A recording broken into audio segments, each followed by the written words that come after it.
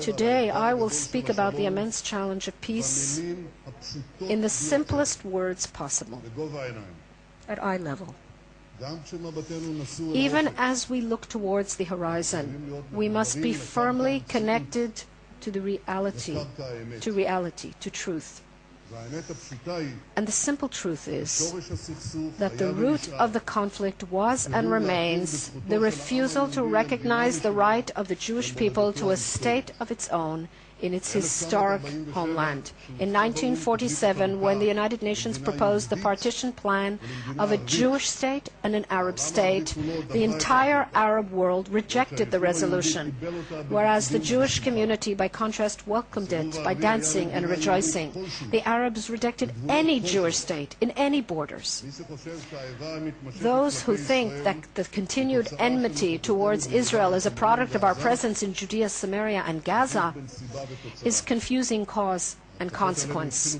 The attacks against us began in the 1920s, escalated into an all-out attack in 1948 with the declaration of Israel's independence, continued with the Fedayeen attacks in the 1950s, and climaxed in 1967 on the eve of the Six-Day War in an attempt to tighten a noose around the neck of the State of Israel.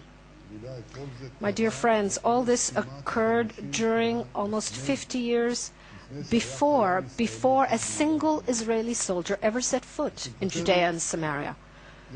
Fortunately, Egypt and Jordan have left this circle of enmity. The signing of peace treaties with them have brought about an end to their claims against Israel, an end to the conflict, bringing peace. But to our regret, this is not the case with the Palestinians. The closer we get to an agreement with them, the further they retreat. They raise their demands that are inconsistent with a true desire to end the conflict. Many good people have told us that withdrawal from the territories is the key to peace with the Palestinians. Well, we withdrew. But the fact is that every withdrawal was met with massive waves of terror, by suicide bombers and thousands of missiles. We tried to withdraw with an agreement and without an agreement. We tried a partial withdrawal and a full withdrawal. In the year 2000 and again last year, Israel proposed, out of goodwill, an almost total withdrawal in exchange for an end to the conflict, and twice our offers were rejected. We evacuated every last inch of the Gaza Strip. We uprooted tens of settlements and evicted thousands of Israelis from their home. And in response, we received a hail of missiles on our cities, towns, and children. The claim that territorial withdrawals will bring peace with the Palestinians, or at least advance peace, has until now not stood the test of reality.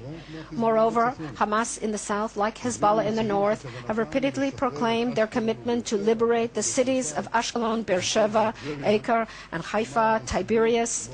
In other words, territorial withdrawals have not lessened the hatred.